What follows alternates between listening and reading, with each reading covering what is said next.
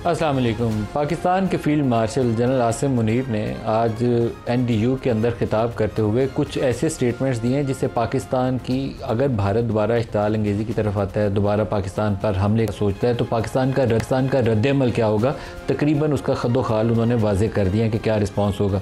ये बात जो है वो सिर्फ गॉसिप की हद तक नहीं है। काफ़ी लोगों का, एक्सपर्ट्स का ख्याल ये है कि एक शिकस्त खोरदा मोदी जो है वो दोबारा हमले की तरफ जा सकता है, और ख़ास तौर पर वहाँ कुछ स्टेट्स के अंदर इलेक्शंस ड्यू हैं। तो अब वो चीज़ जो वो दिखाना चाहता था अपने अवाम को कि मैं इस इलाके का थानेदार हूँ, मैंने पाकिस्तान को हमला करके तो उसको बिल्कुल कट टू साइज़ कर दिया, तो वो उल्टा ये हो गया कि उसके अपने 6 जहाज़ गिर गए, अपने उसके 24 टारगेट्स हिट हो गए, और अल-फतह मिसाइल ने भी तकरीबन भारत में उन तमाम मुकामात को निशाना बनाया जहाँ पाकिस्तान चाहता था। तो उसके बाद उसकी वो थानेदारी का ख्वाब जो है चकनाचूर हो गया। तो वो क्या मुँह दिखाएगा उसको। तो ऐसी सूरत में ज़्यादा ख़तरा बढ़ जाता है कि वो ज़ख्मी सांप की तरह दोबारा उठे और पाकिस्तान की तरफ हमलावर ना हो जाए। तो पाकिस्तान का जवाब क्या होगा, ये बड़ा अहम है, बड़ा इंपॉर्टेंट है कि क्या हम तैयार हैं। हमने कई प्रोग्रामों में ये सवाल उठाया है कि क्या पाकिस्तान तैयार है इस ख़तरे से निपटने के लिए। तो आज आर्मी चीफ़ की जानिब से, फील्ड मार्शल की तरफ से उसका जवाब है कि भारत की मुहिम जोई का मुंह तोड़ और सोच से बढ़कर सख्त जवाब दिया जाएगा। किसी भी मुहिम जोई का बग़ैर हिचकिचाहट के फौरी और मुंह तोड़ जवाब मिलेगा। पाकिस्तान की खुद मुख्तारी सालमियत को नुकसान पहुँचाने की कोशिश बर्दाश्त नहीं की जाएगी।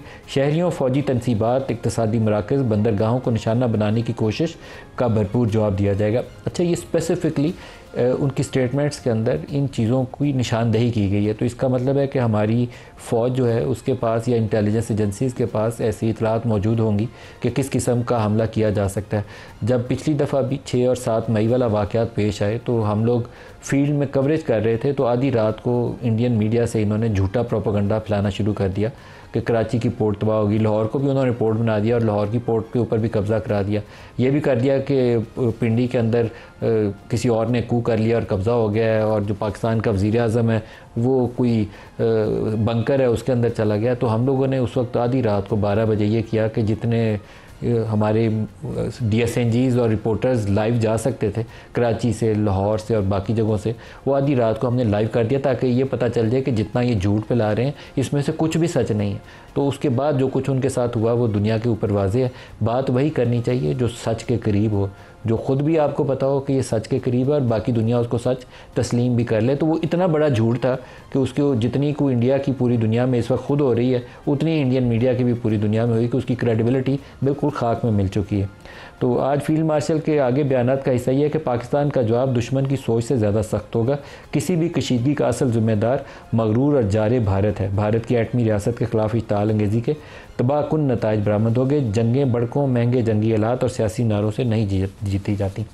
तैयारी दोनों तरफ है और हमें करनी चाहिए, क्योंकि दूसरी तरफ तैयारी यह है कि वो रूस से, अमेरिका से, इसराइल से हथियारों की दौड़ लगी हुई है कि कितना तेज़ रफ्तारी के साथ वो नए जंगी जहाज़ हासिल कर सकते हैं, नए ड्रोन्स ले सकते हैं, नए मिसाइल सिस्टम्स को डिप्लॉय कर सकते हैं। तो पाकिस्तान को भी अपनी पेशबंदी उसी तेज़ रफ्तारी से करनी चाहिए, क्योंकि एक दफ़ा वो पुलवामा के बाद इसी तरह का फॉल्स फ्लैग ऑपरेशन के बाद पाकिस्तान के ऊपर हमलावर हुआ था।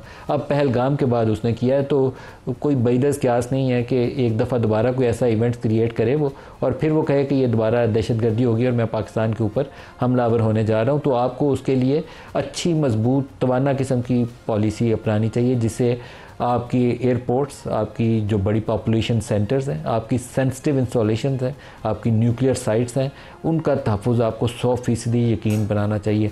पिछली दफ़ा जो मार्का हुआ उसमें अब तो इंडियन आर्मी वालों ने एडमिट भी कर लिया है कि उनकी बेशुमार ऐसे पॉपुलेशन सेंटर थे जिनको वो कवर नहीं कर सकते थे। बहुत सारी और जगहें थी जिनको वो कवर नहीं कर सकते थे। जैसे पाकिस्तानी त्यारों ने और पाकिस्तानी मिसाइल्स ने उसके S-400 के जो सेंटर्स थे, 2 बैटरीज थी, उसको भी तबाह किया, 6 जहाज़ों हमने मार गिराई। तो 24 के करीब उसकी मिलिट्री इंस्टॉलेशन ऐसी हैं जिसको पाकिस्तान ने हिट किया। तो वो उसका नहीं कर सके, तो अब वो उसकी तैयारी करने की कोशिश कर रहे हैं कि एयर डिफेंस सिस्टम की तरफ जाएँ।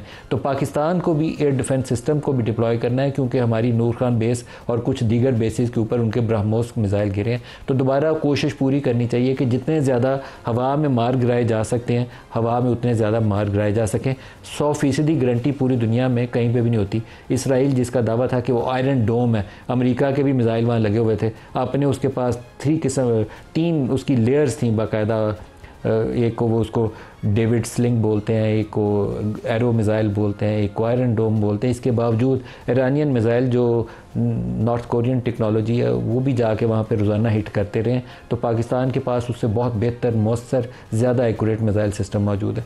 आज के प्रोग्राम में इसी इशू को डिस्कस करने के लिए जो हमारे साथ मेहमान शख्सियात हैं, बैरिस्टर दानियाल चौधरी हैं, पार्लिमानी इत्तलात और नशरियात हमारे साथ, और इसके अलावा साबिक गवर्नर सिंध इमरान इस्माइल साहब हमारे साथ हैं, और डॉक्टर जमील अहमद साबिक सफ़ीर वो हमारे साथ हैं। सबको प्रोग्राम में खुश आमदीद कहते हैं।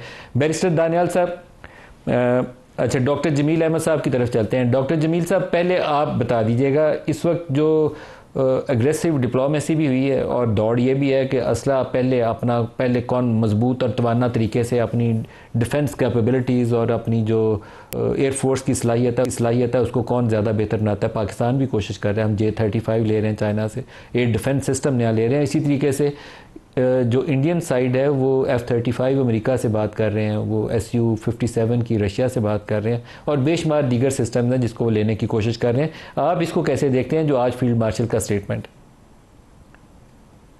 देखिए, निचोड़ क्या है इसका? निचोड़ ये बयान किया गया फील्ड मार्शल के तरफ से कि हमारी रेडीनेस बिल्कुल मुकम्मल है और हमने अपनी डिप्लोमेटिक फ्रंट और रीजनल पार्टनरशिप को मज़ीद मजबूत कर लिया है, और साथ में हमारी कॉम्पिटेंस, हमारी मिलिट्री की जो हमारी तैयारी है वो भी हमारी मुकम्मल है हर लिहाज से, और हमारी पूरी की पूरी आर्म फोर्सेस की। और उन्होंने इस चीज़ को बावर करा दिया कि ऑपरेशनल क्लियरिटी हमें है, प्रोफेशनलिज्म है, और हमारे पास वारफेयर का पूरा निज़ाम, हमारे लोग बिल्कुल मुस्तैद और हमारे लोग तैयार हैं इसके लिए। ये मोटा मोटा निचोड़ था। बाकी तो खैर सिविल मिलिट्री सिनर्जी की उन्होंने बात की, और उसके अलावा उन्होंने बात की कि ये जितने भी हमने काम कर रहे हैं ये हमारी अपनी एक प्रोफेशनल अंदाज़, और ये जो झूठा प्रोपेगेंडा कर रहा है इंडिया कि हमने ये जंग हमारी किसी और ने लड़ी है, यानी कि वो बार बार चाइना की तरफ इशारा कर रहा है। वो कह रहा है कि फील्ड मार्शल ने यही बावर कराया है कि जंगें मीडिया और पॉलिटिक्स से नहीं जीती जाती, जंगें प्रोफेशनलिज्म से जीती जाती हैं, और उसका उन्होंने फिर मिसालें दी उन्होंने। और ये उन्होंने बताया कि आप जो, यानी कि इशारा किया कि जो ये प्रोपेगेंडा किया जा रहा है कि हमें बैरूनी मदद आज के दौर में, ये मेरा तबसरा है कि आज के दौर में बैरूनी मदद हो और दुनिया को बताना पड़े, क्या ये मुमकिन है? तो दरअसल बात ये है कि 1998 में भी इंडिया ने एक एडवेंचर करने की कोशिश की थी 98 के नज़दीक, और उस एडवेंचर में इज़राइल की भी मावनत शामिल थी, लेकिन हमारे प्रीमियर एजेंसी को इसकी इत्ला मिल गई, और हमने न्यूयॉर्क में CNN पे अपने सफ़ीर को कहा, वहाँ न्यूयॉर्क में हमारा जो PR था, कि CNN पे आकर बतला दो कि अगर उन्होंने ये किया तो हमारा क्या जवाब होगा।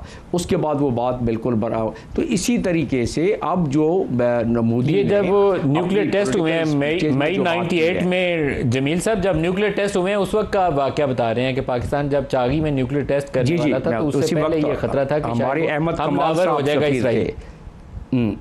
जी अहमद कमाल साहब सफ़ीर थे, जिनको कहा गया कि फ़ौरन जाएं और CNN पर ये बता दें कि इंडिया तैयार है और हम भी उससे ज़्यादा है।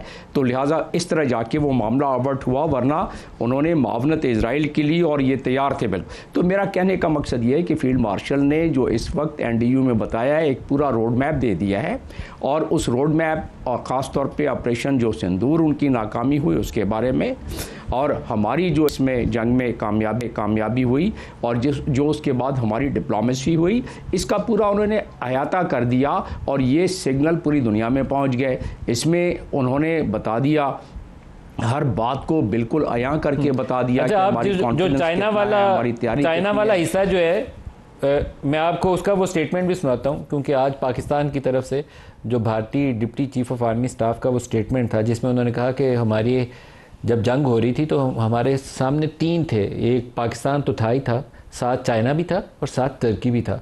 तो पाकिस्तान के फील्ड मार्शल ने आज कहा है कि ये भारत अपनी क्योंकि शिकस्त खोरदा है, शिकस्त तस्लीम करने पे तैयार नहीं है और पाकिस्तान से हार मानने को तैयार नहीं है, इसलिए वो कभी चाइना का नाम लेता है, कभी किसी और का नाम लेता है। की तरफ से इतराफ़ भी था कि हमारे सिस्टम जो है कुछ ने काम किया, कुछ ने काम नहीं किया, क्योंकि ये जो इलेक्ट्रॉनिक वॉरफेयर का और साइबर वॉरफेयर का पूरा सिस्टम है, ये पाकिस्तानी होम ग्रोन सिस्टम्स हैं, ये कहीं से लिए नहीं गए, बल्कि पाकिस्तान ने ख़ुद इनको डिज़ाइन किया और एक इंटीग्रेटेड सिस्टम था जिससे अल्लाह ने पाकिस्तान को ये कामयाबी दी। बैरिस्टर दानियाल चौधरी साहब, आप हमें ज्वाइन कर चुके हैं, आपको वेलकम भी करूँगा प्रोग्राम में। पहले आप इसी सवाल का जवाब दे लें। मार्का तो हो गया, लेकिन अभी तक वो शिकस्त उधर वो मानी नहीं गई है। बार बार वो हिले बहानों से वो उसकी वजाहतें देते हैं, कभी मान लेते हैं, कभी इनकार कर देते हैं। तो आज फील्ड मार्शल की तरफ से काफ़ी मौसर और तगड़ा किस्म का जवाब है। बिस्मिल्लाहिर्रहमानिर्रहीम। शुक्रिया जी नदीम साहब for having me on the show. और माजरत, मैंने टोपी पहनी हुई है, मेरा एक सर पे स्कार था तो उसकी वजह से मैंने I had to wear it. Nadeem साहब देखें, जो आज जो है वर्ल्ड ऑर्डर है, वो ऑर्डर है कि might is right. Whoever has the power to do anything that they think is right, और उसके बाद कर वो पावर इस्तेमाल करके फिर जो मर्ज़ी कर लें, माज़रत मांग लें, जो मर्ज़ी कर लें। तो ये तो नया वर्ल्ड ऑर्डर है और ये अनफॉर्चुनेट है कि जो आजकल की चल रहा है और जो हो रहा है, इसको this had to be answered and it was answered in the best possible way जो किया जा सकता है। जो आज का आपके हालात देखें तो उसमें जो हकीकत है वो है ही ये सर्वाइवल ऑफ द फिटेस्ट। और पाकिस्तान की अफवाज ने, पाकिस्तान की जो हमारी आर्म्ड फोर्सेस हैं, जिस तरह उन्होंने ये लड़ाई लड़ी, जिस तरह दिलेरी के साथ, और उन्होंने इस पूरी चीज़ को कंटेस्ट किया और जिस तरह इसको एड्रेस किया, इसकी आपको रीसेंट हिस्ट्री में मिसाल नहीं मिलती। जब हारा हुआ दुश्मन जिसको मुंह की खानी पड़े तो वो फिर हज़ार बहाने बनाता है, मैं ना मानूं वाली रट है, लेकिन उनको अपनी हरकत की वजह से खाना भी पड़ी और वो हारे भी। लेकिन इसमें जो सबसे इम्पॉर्टेंट बात है वो ये है कि अगर हम देखें फाइनेंशियली अपनी अफवाज को देखें, अगर हम नंबर वाइज अपनी अफवाज को देखें, अगर हम मॉनेटरी वाइज अपनी अफवाज को देखें, तो हमारा और उनका शायद मुआवजना नहीं, वो हमसे बहुत ज़्यादा नंबरों में भी ज़्यादा हैं, जहाज़ों में भी ज़्यादा हैं, हर चीज़ में। लेकिन जो मुसलमान का और हमारे अफवाज का जज्बा है, जो ला इलाहा इल्लल्लाह मुहम्मद रसूलुल्लाह के नाम के ऊपर अपनी जान देने का, उसका कोई ऑल्टरनेट नहीं है। उस जज्बे को कोई हरा नहीं सकता। जो हमारे जवान जो मुल्क के झंडे के लिए अपनी जानें देते हैं, अपना आज कुर्बान करते हैं, हमारे कल के लिए अपने मुल्क के ऊपर अपनी जान कुर्बान करते हैं, उस स्पिरिट को हराना कोई पॉसिबल नहीं है। और इंशाअल्लाह जिस तरह हमने ये जवाब दिया, हमारी अफवाज ने जवाब दिया और इसको आंसर किया दिलेरी के साथ। इंडिया चाहे जितने मर्जी बहाने बना ले, जो मर्जी कर ले, इसको हमने जिस तरह किया, अगर कभी दोबारा उन्होंने इस तरह की हरकत की तो इससे ज़्यादा सख्ती से इसको जवाब देंगे। और not that we are for war और वी सपोर्ट इट। हमारी हमेशा अटमोस्ट प्रायोरिटी और इम्पोर्टेंस हमारी यही रही कि जो मफाहमत से चीज़ों को हल किया जाए, मफाहमत से चीज़ों को आगे लेके जाया जाए। लेकिन जो फितना हिंदुस्तान है, ये पाकिस्तान के पीछे डे वन से पड़ा हुआ है, मुल्क को कमज़ोर करने के लिए, हमारी सरहदों को कमज़ोर करने के लिए। और हम देखते रहते हैं कि कभी वो बलूचिस्तान में, कभी वो अफ़गानिस्तान के बॉर्डर से, कभी वो ईरान के बॉर्डर से पाकिस्तान में इन्फिल्ट्रेट करता है और पाकिस्तान को ज़रब लगाने की कोशिश करता है। लेकिन इंशाअल्लाह इस अफवाज के होते हुए, अपने जो हमारे जवान हैं इनके होते हुए, ये पाकिस्तान को ना पहले ज़रब लगा सकें ना आगे लगा सकेंगे इंशाअल्लाह। सही है। इमरान इस्माइल साहब, आपकी हुकूमत थी, पाकिस्तान तहरीक इंसाफ की थी उस वक्त हुकूमत, इमरान खान वज़ीर आज़म थे जब पुलवामा का वाक़या हुआ, तो उस वक्त भी पाकिस्तान का जवाब तगड़ा था। आपने उनका वो जहाज़ मार गिराया और पायलट भी गिरफ्तार कर दिया और फिर as a goodwill gesture Pakistan ने उनको दे दिया कि भैया ले लो, जहाज़ तो तुम्हारा गिर गया। तो अब भी दोबारा उन्होंने वैसे किया, फॉल्स फ्लैग ऑपरेशन दोबारा से क्रिएट किया, एक इवेंट क्रिएट किया, हमलावर हुए और दोबारा मार खाई। पहले तो एक जहाज़ गिरा था, इस दफ़ा 6 जहाज़ गिरे और वो भी बड़े लेटेस्ट किस्म के मॉडर्न वाले, राफेल, जिसके ऊपर बहुत नाज था उनको कि राफेल होता है 2019 में तो हमने पता नहीं क्या कर देना था। तो अब दोबारा इस चीज़ का ख़तरा अभी बरकरार है या इसको रूल आउट कर दें कि जंग होनी है? शुक्रिया नदीम साहब। देखें, बात यह है कि मोदी के हिंदुस्तान से खैर की तवक्को रखना बहुत बड़ी बेवकूफ़ी होगी। मोदी का ये ख्वाब रहा है, आरएसएस का ये हमेशा ख्वाब रहा है कि वो पाकिस्तान जो कि इस्लामी रियासत है उसको तहस नहस करेंगे और नेस्तनाबूद करेंगे, और वो ये बातें करते भी रहे कि पाकिस्तान को आइसोलेट कर देंगे, पाकिस्तान अब इस काबिल नहीं है कि उसके बारे में बात की जाए, हिंदुस्तान बहुत आगे चला गया, पाकिस्तान बहुत पीछे रह गया। और उसने एक इम्प्रेशन दुनिया में कायम करने की कोशिश की कि हिंदुस्तान और पाकिस्तान का इकोनॉमिकली या मॉरली या अफवाज पाकिस्तान का या डिफेंस सिस्टम का कोई मुकाबला नहीं है।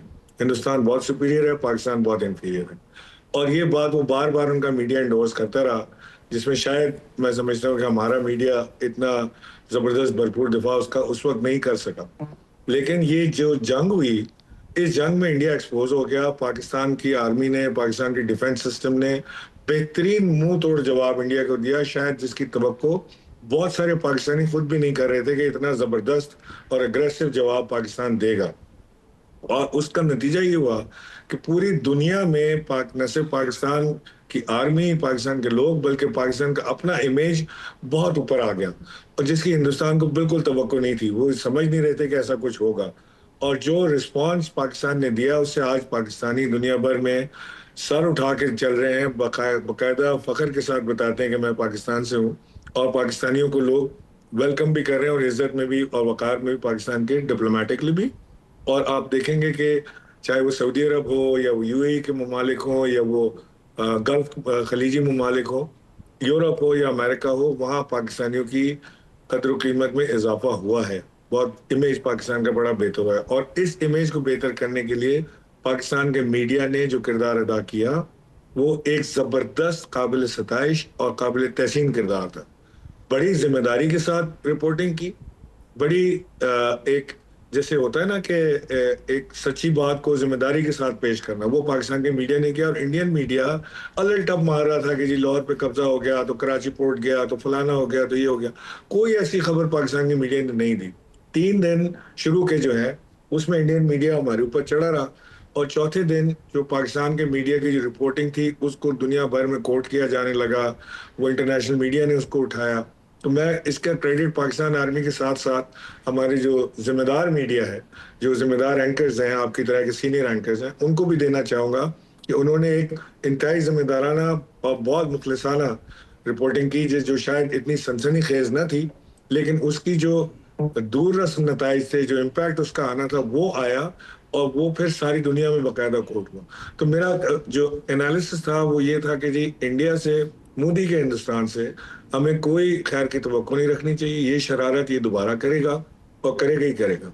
और पाकिस्तान की अफवाज, पाकिस्तान की आर्मी, पाकिस्तान की नेवी, एयरफोर्स और पूरा डिफेंस सिस्टम इसके भरपूर दिफा के लिए तैयार है। और पाकिस्तानियों को भी 100% 100% ये यकीन है कि अगर इंडिया ने कोई ऐसी हरकत की तो दोबारा वो मुंह की खाएगा, क्योंकि पाकिस्तान ने प्रूव कर दिया है, सिर्फ बातों से नहीं, अमलन प्रूव किया है कि हम उनसे बहुत बेहतर हैं अपने डिफेंस सिस्टम में, अपने जज्बे में। और जो जो साइबर वॉर पाकिस्तान ने लड़ी है, उसकी दुनिया में मिसाल नहीं है। इस वक्त जो उनका राफेल जो अच्छा इमरान साहब, आप उस वक्त गवर्नर सिंध थे जब वो पुलवामा वाला वाक़या पेश आया, तो हमें उस वक्त वज़ीर आज़म इमरान खान ने प्राइम मिनिस्टर हाउस में बुलाया, और उस ब्रीफिंग में बाकी जो डिटेल्स थी, उस डिटेल का एक हिस्सा ये था कि उस पीक क्राइसिस के अंदर जब पाकिस्तान ने उनका जहाज़ मार गया हुआ था, तो एक इन्फॉर्मेशन, एक इतला पाकिस्तान की इंटेलिजेंस एजेंसीज़ ने वहाँ से भारत से हासिल की कि भारत इसराइल के साथ मिलकर पाकिस्तान की न्यूक्लियर साइट्स के ऊपर अटैक का प्लान कर रहा है। ये जब इन्फॉर्मेशन पाकिस्तान को हासिल हुई, तो पाकिस्तान ने भी फौरी तौर पे अपना कुछ चीज़ें मूव की। मैं उसकी डिटेल में नहीं जाऊँगा क्योंकि वो बैकग्राउंड इंटरेक्शन था। फिर वो वाशिंगटन, लंदन और दूसरे जो वर्ल्ड कैपिटल्स थे वहाँ पर भी हिलजुल हुई, और वो रुक गया मामला। अभी दोबारा पहलगाम वाले वाक़े के बाद मौजूदा वज़ीर आज़म शहबाज शरीफ साहब ने भी हमें प्राइम मिनिस्टर हाउस में ब्रीफिंग के लिए बुलाया, और शहबाज साहब ने कन्फर्म किया, ये मैं उनको कोट कर रहा हूँ क्योंकि कोर्ट की इजाज़त थी, कि श्रीनगर में इसराइल के हथियार भी मौजूद थे और उनके मिलिट्री एडवाइज़र भी मौजूद थे। उनके ड्रोन तो हमने मार भी गिराए हैं। तो हमें कह रहे हैं कि चाइना के ताउन से कर रहा था, खुद इसराइल साथ अंदर बिठाया हुआ था, पहलगाम के मौके पे भी और अब पुलवामा के मौके के ऊपर भी। हिंदुस्तान तो इस वक्त इसराइल का बच्चा बना हुआ है ना जी। वो तो बगैर उसके तो मूव कर ही नहीं रहा है। वो इसराइल को, जैसे स्कूल में नहीं हम लड़ाते होते, छोटे थे तो कहते थे जो कि जी ये इसने तुम्हारा सैंडविच खा लिया तो तुम जाके इसको मारो। तो वो अब इसराइल के साथ लगा हुआ है कि जी ये मुसलमानों के पास क्योंकि एटॉमिक रियासत एक ही है, इसको ख़त्म करना बड़ा ज़रूरी है। तो ईरान के बाद पाकिस्तान की बारी थी। तो ये सारी चीज़ें हिंदुस्तान अपनी तरफ से करता रहा है, और वो काफ़ी हद तक शायद उन्होंने कायल भी किया इसराइल को कि जी पाकिस्तान का ये सिस्टम ख़त्म करना चाहिए। लेकिन अब इस वक्त तो इसराइल क्या हो, अमेरिका क्या हो, कोई और दुनिया की ताकत हो, उनको ये पता है कि पाकिस्तान का जो एटॉमिक प्रोग्राम है वो पीसफुली डिज़ाइन है, लेकिन वक्त आने पर हम उसको एज ए डिटरेंट इस्तेमाल भी कर सकते हैं। और इसको अनफोल्ड करना या इसको रोल बैक करना, अब दुनिया में किसी की ताकत है नहीं कि वो पाकिस्तान के साथ ये करे। हर टर्म्स पे हम हमारे साथ बैठ के बात करें, इक्वल टर्म्स पे बात हो सकती है, सारी चीज़ हो सकती है, लेकिन हमारे न्यूक्लियर प्रोग्राम की तरफ अगर किसी ने गलत निगाह से उस पर डाली, चाहे हिंदुस्तान हो या उनका जो इसराइल है वो हो, तो वो पाकिस्तान के न्यूक्लियर प्रोग्राम को रोल बैक नहीं कर पाएंगे। पुलवामा में भी हमने बड़ा ज़बरदस्त रिस्पॉन्ड किया था। प्राइम मिनिस्टर ने ऑर्डर किया था एयरफोर्स को कि जी अगर कोई इस तरह की शरारत हो तो आप रिस्पॉन्ड करें, और हमारे ISPR की तरफ से अनाउंस भी हुआ था कि we will give you a surprise, and surprise was given, and I think it was a pleasure surprise to the world also. अच्छा, ब्रेक ले लें। ब्रेक से वापसी, नेतन्याहू की वाशिंगटन में इस वक्त अमरीकी सदर से, ट्रंप से मुलाकात भी है, तो क्या गज़ा में वो जो एक वो होप दिलाते हैं ट्रंप बार बार कि वहाँ पे भी आपको कुछ खबर सुनने में मिल जाती है, तो क्या वहाँ कोई पीस मुमकिन है? 55,000 लोगों की शहादत हुई, एक ऐसा एक्सट्रीमिस्ट इस वक्त कब्ज़ा करके बैठा हुआ है, एक इसराइल में बैठा हुआ है और एक इंडिया में, कि उनको ये परवाह नहीं है कि कितने मुसलमान शहादत पा रहे हैं, कितने बच्चे शहीद हो रहे हैं, हॉस्पिटल में बॉम्बिंग में कितने बच्चों के साथ क्या हो रहा है, भूख और अफलास के हाथों कितनी मौत हो रही हैं, कितने बच्चे अद्वियात ना मिलने के साथ, किसी का बाजू नहीं है, किसी का हाथ नहीं है, और वहाँ पेन किलर्स भी नहीं है, डॉक्टर्स भी नहीं है। तो क्या ये काफ़ी नहीं है कि वर्ल्ड कैपिटल जो है, पूरी दुनिया, वेस्ट जो पूरी दुनिया को दर्स देती थी इंसानी हकूक़ का, ह्यूमन राइट्स वायलेशन के ऊपर, वो बड़े बड़े लेक्चर दिया करते थे पाकिस्तान को, कि वो उठे और उससे बात करें? तो आज की मीटिंग जो उनकी वाशिंगटन में होगी उससे क्या तवक्को है? ब्रेक ले लें, ब्रेक से वापसी पे उस पर भी बात करेंगे।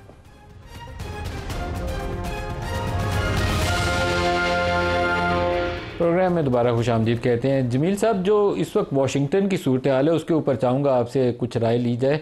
नेतन्याहू और ट्रंप जब आमने सामने बैठेंगे तो क्या कोई इस बात का इम्कान मौजूद है कि गज़ा में अमन के लिए, जंग बंदी के लिए वहाँ कोई बातचीत हो और उस पर नेतन्याहू को आमादा भी किया जाए? क्योंकि बाज़ लोग ये तज्जिया करते हैं कि कुछ टूटा फूटा सा हल तजवीज़ किया जाएगा गज़ा का, ताकि बाकी मुल्कों को अब्राहम अकॉर्ड के ऊपर दबाव में लाया जा सके।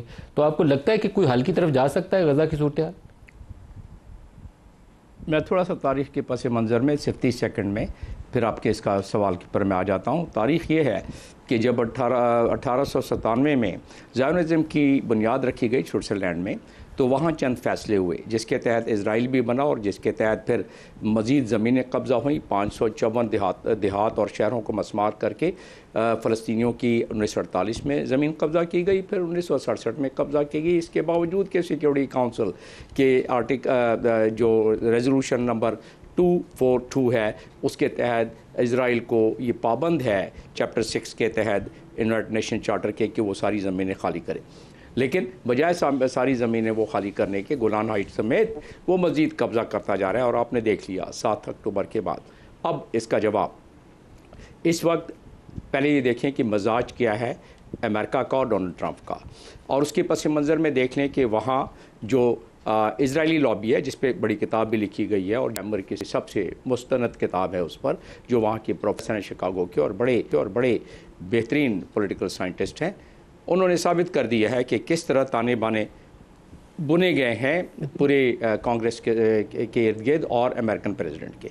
इस बात को मैं इधर छोड़ते हुए मैं इस पर आ जाता हूँ कि डोनाल्ड ट्रंप का एक अलहदा मिजाज है, वो अपने पर्सनैलिटी से डोमिनेट भी करना चाहते हैं और किया भी। देखें, हमें क्रेडिट देना पड़ेगा कि इंडिया पाकिस्तान के हवाले से डोनाल्ड ट्रंप ने मीडिएट किया, पाकिस्तान ने एक्सेप्ट किया। इंडिया अभी तक मैं ना मानूँ 15 दफ़ा डोनाल्ड ट्रंप ने इसको रिपीट किया, फिर भी उसके बावजूद, जिसका कि उनको नुकसान भी हो रहा है इंडिया को।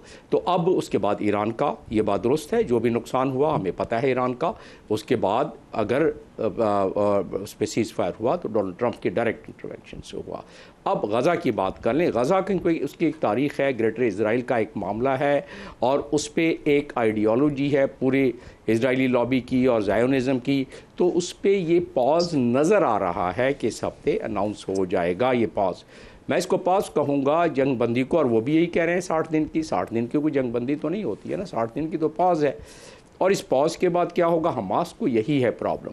हमास यही कह रहा है तो अगर जंगबंदी कर रहे हो तो कोई तो एश्योरेंस दो कि इस जंगबंदी के बाद, इस सीज़ फायर के बाद आप हमें कोई परमानेंट हल के तरफ लेके जाओगे, डायलॉग शुरू करोगे, वो इसकी भी गारंटी दे रहे हैं। वो कह रहे हैं कि आपने जो मक्तल गाहें खोल रखी हैं फूड डिस्ट्रीब्यूशन पॉइंट पर, जहां गूगल क्लाउड के ज़रिए, आर्टिफिशियल इंटेलिजेंस के ज़रिए लोगों की मैपिंग करके उनको टारगेट किया जा रहा है। एक एक दिन में 600 आदमी जो दाल और चावल लेने के लिए लाइन में लगे होते हैं उनको मार दिया जाता है। इसका कोई मकसद तो होगा ना। आफ्टर ऑल लोगों को भूख प्यास से मारा जा रहा है, लोग वहाँ फैमन के वहाँ कहत पड़ना शुरू हो गया है, वबाएँ फैल गई हैं। इन तमाम चीज़ों का कोई तो मकसद होगा, और मकसद दिया हुआ है। अगर बयानात देख लें आप नेतन्याहू के और इवन डोनाल्ड ट्रंप के कि गज़ा की पट्टी को क्या करना चाहते हैं, और उसके बयानात की रोशनी में अगर देख लें तो उन्होंने सहरा को, सेनाए सहरा को कहा था कि खाली थोड़ा सा कर दो। इजिप्ट पहले उसने नहीं माना, फिर सऊदी अरब को कहा, जॉर्डन को कहा, उन्होंने रिलक्टेंटली कुछ बात की होगी, बहरहाल नहीं माने अब तक। तो उसके बाद अब वो इस नहज पर पहुंचा दिया है। और डोनाल्ड ट्रंप खुद कहते हैं कि भाई वो रहने के काबिल ही नहीं है अभी गज़ा। तो उसमें से आखिर में जाके वही होगा। अब ये पॉज जो है उस पर 10 जो बाकी ज़िंदा हॉस्टेजेस हैं उसको छुड़वा लेंगे। उसका पूरा एक रोड मैप दे दिया गया है 3 फेज़ में कि किस तरह होगा। पैलेस्टीनियन प्रिजनर्स को भी छोड़ दिया जाएगा, जो आगे मंजरनामा नज़र आ रहा है। और उसके बाद फिर जो मकसद है, जो कि 1897 से जिस मकसद को हासिल किया जा रहा है, बतदरीज हासिल किया जा रहा है और खूब हासिल किया जा रहा है। इसके बावजूद कि OIC के चार्टर के 14वें पैराग्राफ में और उसके बाद 18वें आर्टिकल में सिर्फ पैलेस्टीन का काज दिया हुआ है, पैलेस्टाइन का काज दिया हुआ है। लेकिन उसकी जो इस मामले में परफॉर्मेंस, हालांकि पाकिस्तान की बड़ी भारी भरकम उसमें आवाज़ शामिल रही है with in international legal framework, और उसके बावजूद उसका अगर जो कर सकते थे कुछ नहीं किया, जो कि उनको अक़वाम मुत्तहिदा के चार्टर आर्टिकल चैप्टर 8 के तहत जब वो फॉर्म की गई OIC जिस तरह के बाकी रीजनल ऑर्गेनाइजेशन, तो उसके फॉर्म होते ही उनको कुछ हकूक़ थे, उन हकूक़ का भी इस्तेमाल नहीं किया गया। तो फिर ऐसे में पाकिस्तान की भारी भरकम आवाज़ जो कायदे आज़म के से शुरू हुई और अब तक शुरू है वो तो जारी है। लेकिन बाकी लोग जो हैं, जो गिरदो नवा के, तो कुछ करें। ये मालूम होता है कि इस हफ्ते बहरहाल पॉज आ जाएगा।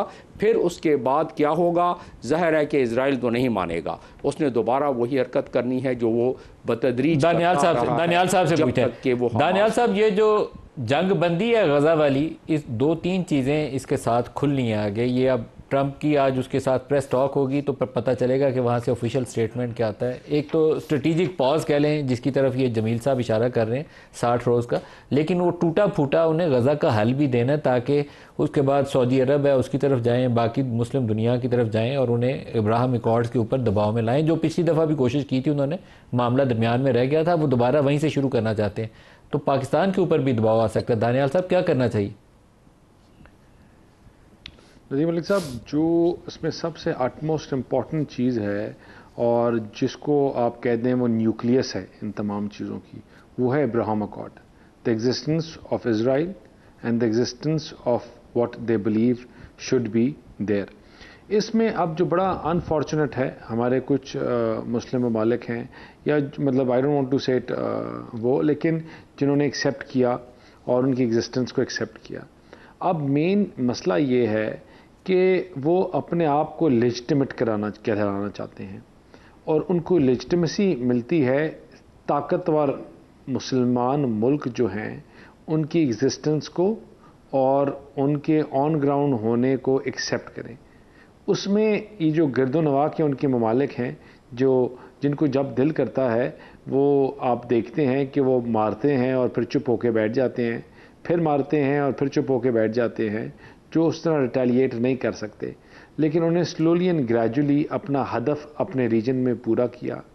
वो इराक़ देख लें, वो आप इसके लिबिया, लेबनान, जो इर्द गिर्द में सारी जो अब तो आपको जितनी भी अरब स्प्रिंग की जो रूट्स मिलती हैं तो उसमें आपको नज़र आएगा कि उसमें इनका कितना बड़ा रोल रहा है, and how those governments were topper. Pakistan की पॉलिसी क्या होगी कि इनके देखें। तो अब इसके बाद पाकिस्तान के ऊपर जो मेन इनका फोकस है वो यही है कि उस रिकॉर्ड को एक्सेप्ट करवाया जाए, उस रिकॉर्ड की तरफ लेके जाया जाए।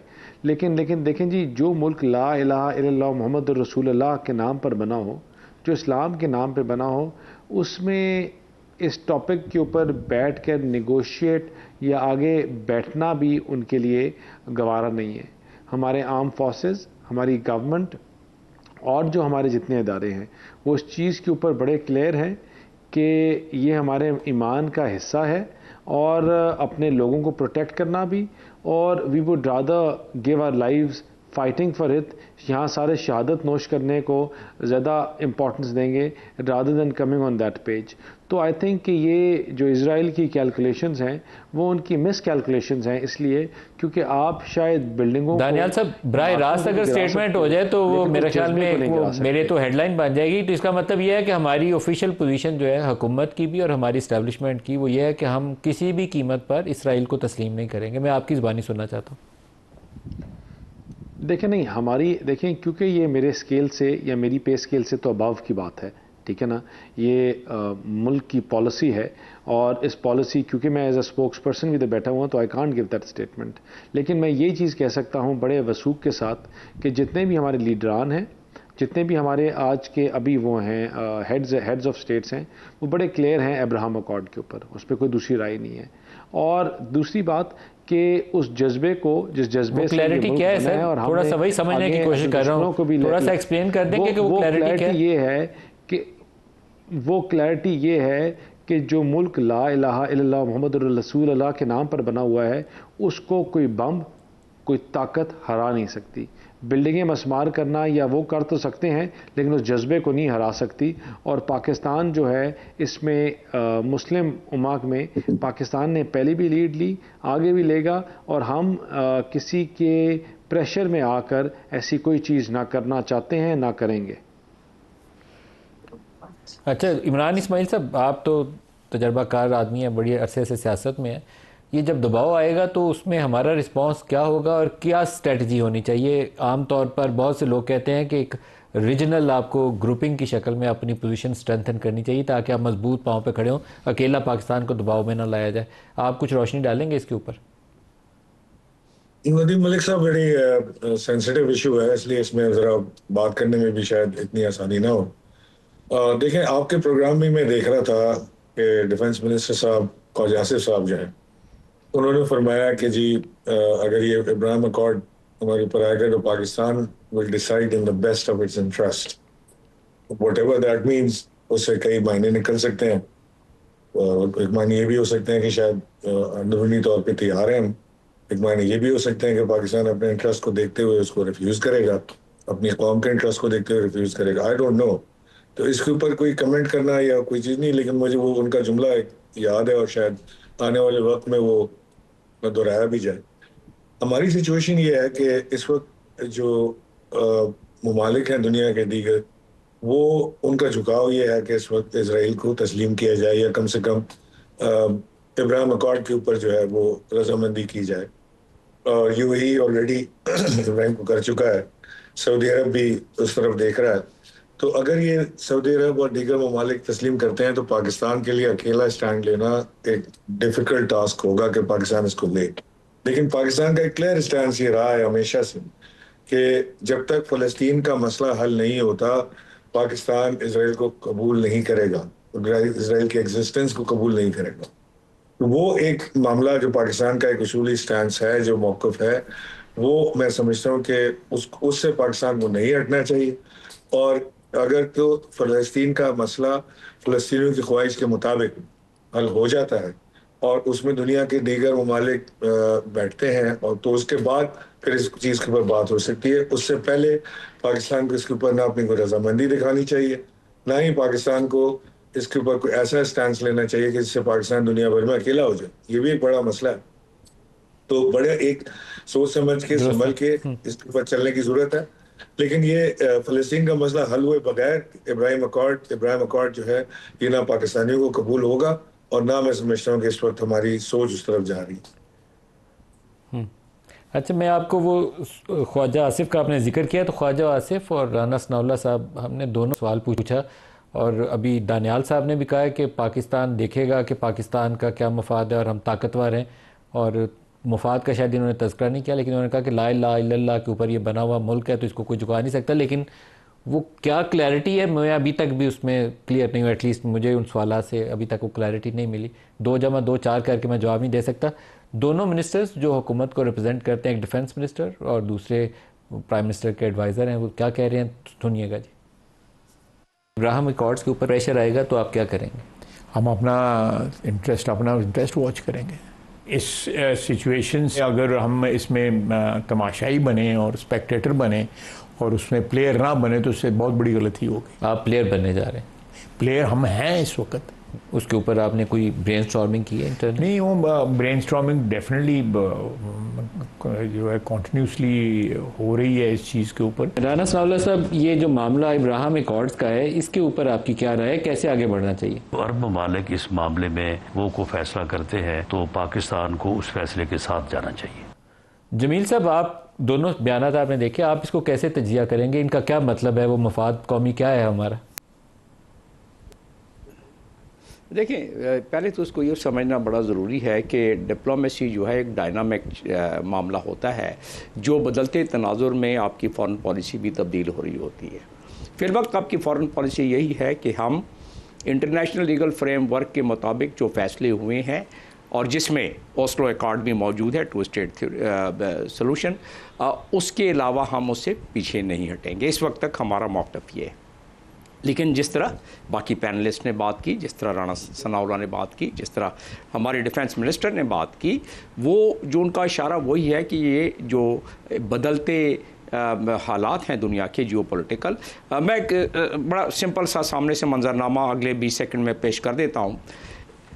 चाइना अगर इस ख्याल का हामिल है, रशिया अगर इस ख्याल का हामिल है, गल्फ़ कंट्री सारे इस ख्याल के हामिल हैं, तो फिर ऐसी सूरत में और फिर 2 स्टेट थ्योरी के हवाले से या जो अक़वाम मुत्तहिदा के आर्टिकल 242 का मैंने हवाला दिया, जिसके तहत जो कब्ज़ा शुदा ज़मीन है फ़लस्तीन की वो उनको वापस कर दी जाती है, वेस्ट बैंक के इलाके में जो नई बस्तियाँ बसाई गई हैं उनको दोबारा ख़त्म किया जाता है, वो किस मुश्किल तो नज़र आता है। लेकिन अगर इब्राहिम अकॉर्ड को इम्प्लीमेंट करना है तो फिर ऐसी सूरत में जो दुनिया अक़वाम के सरबराहान और हुक्मरान हैं जो नज़र आते हैं कि इनक्लाइंड है इब्राहिम अकॉर्ड के हवाले से, उसको तस्लीम करने में, उसमें शामिल होने के में कुछ ने कर लिया, बाकी शामिल होने जा रहे हैं। तो ऐसी सूरत में बड़ी सिंपल सी बात है कि पाकिस्तान का जो उसूली मौक़िफ़ है, और जब ये पूरे के पूरे ममालिक जो मैंने आपको गिनवा दिए वो सारे के सारे उस तरफ इंक्लाइन होते हैं, तो पाकिस्तान कब तक इज्तनाब। लेकिन जिस तरह की बात हुई कि फ़लस्तीनी जो हमारे भाई हैं उनके साथ हमारे दिल टाइम मेरे पास ख़त्म हो गया। डॉक्टर जमील अहमद साहब, बैरिस्टर दानियाल चौधरी साहब, आप सबका बहुत शुक्रिया। आज के लिए इतना ही इजाज़त दीजिए। अल्लाह हाफ़िज़।